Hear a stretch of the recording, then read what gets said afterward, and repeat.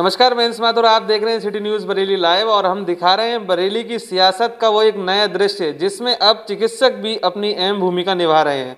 ऐसे में हम जानते हैं आईएमए के वर्तमान में अध्यक्ष डॉक्टर विमल भारद्वाज जी से कि वो किस तरीके से देखते हैं इसके लिए और वर्तमान में जो नाजुक दौर से इस समय जो देश चल रहा है, कोरोना काल जो इस समय चल रहा है, उस समय जो स्थिति जो लगातार बनी हुई है उसको कैसे निपटने के लिए चिकित्सक जुटे हुए हैं और सियासत पर इसका क्या प्रभाव देखते हैं।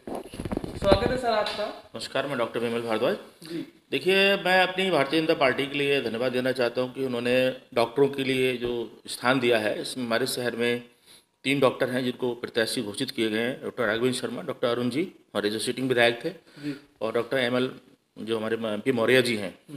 मौर्य साहब को वहाँ पर नवाबगंज में टिकट मिला है। तो तीनों प्रत्याशी के लिए मेरी बहुत बहुत शुभकामनाएं। तीनों प्रत्याशी बहुत अच्छे हैं, सरल स्वभाव के हैं, सौम्य हैं। डॉक्टर राघवेंद्र के बारे में आप सब लोग जानते हैं, वो प्रसिद्ध चिकित्सक हैं हड्डी के। यहाँ पर गरीबों की बहुत उन्होंने सेवा की हमेशा। तो मेरी बहुत बहुत शुभकामनाएं कि वो भारी मतों से विजयी हों। डॉक्टर अरुण जी को हम सब जानती हैं, तो 2 टेन्योर से एज ए विधायक देख रहे हैं।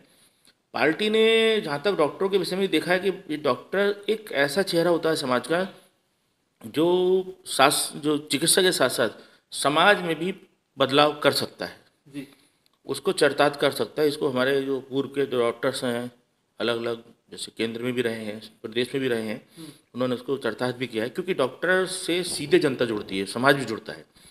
तो ऐसे में हर इंसान जो डॉक्टर की बात बहुत इंसान मतलब जितने भी जो आते हैं मरीज, वो बड़ी तल्लीनता से ध्यान से सुनते हैं बातें।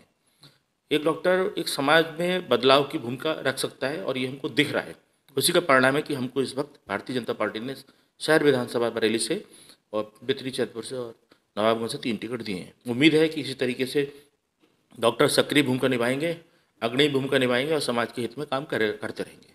जहाँ तक आपने पूछा कोरोना की बात, कोरोना की तीसरी लहर नो डाउट हमारे पास जिस तीसरी लहर लगभग उसी फेज से हम गुजर रहे हैं। हमने लोगों से कहा भी था, जैसे हमने इस बार जो हमारा फंक्शन था IMA का, उसको मैंने टाल दिया जी। एक संदेश देने की कोशिश करी, न्यू ईयर फंक्शन जो होता है 1 जनवरी को 2 जनवरी को, ताकि लोग जागरूक हों कि हम लोग सतर्क रहें।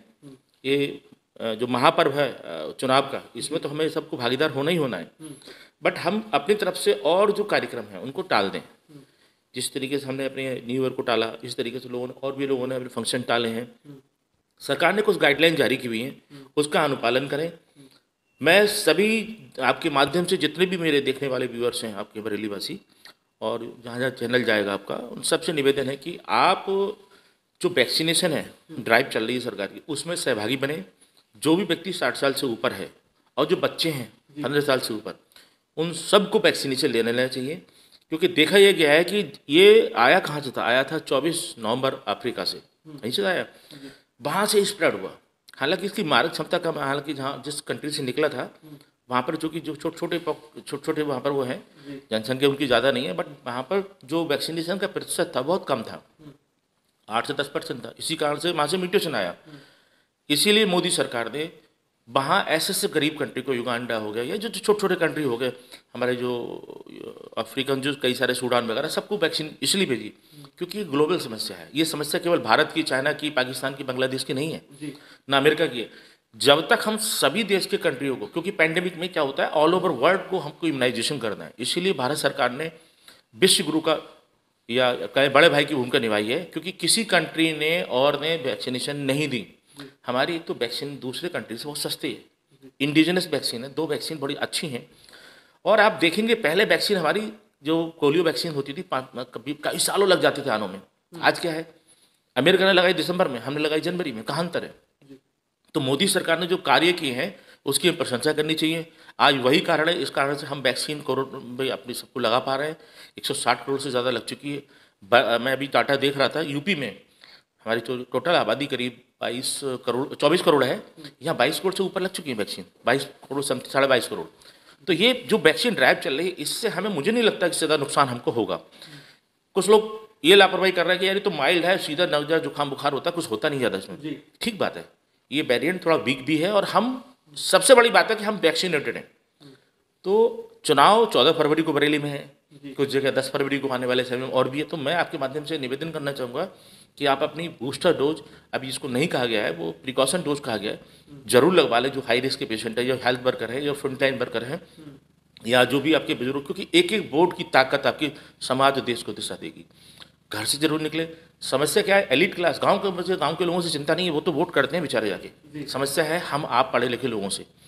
वो सोचते हैं यार छोड़ो यार, मैं क्लिनिक पर बैठा हूँ, या मैं सीए हूँ, या मैं व्यापारी हूँ, मेरे दुकान खोले बैठा हूँ, क्या फ़र्क पड़ता है एक बार मैंने नहीं डाला वोट तो ये सोच। और फिर आप जब वोट पड़ जाएगा, फिर आप कहेंगे कि भाई आप ऐसी सरकार चुनते हैं जो आपके फिर मन की नहीं, फिर आप दोषी देने के भागी नहीं है। तो इसलिए सही प्रत्याशी को सही जगह वोट की चोट करिए, वोट जरूर दीजिए।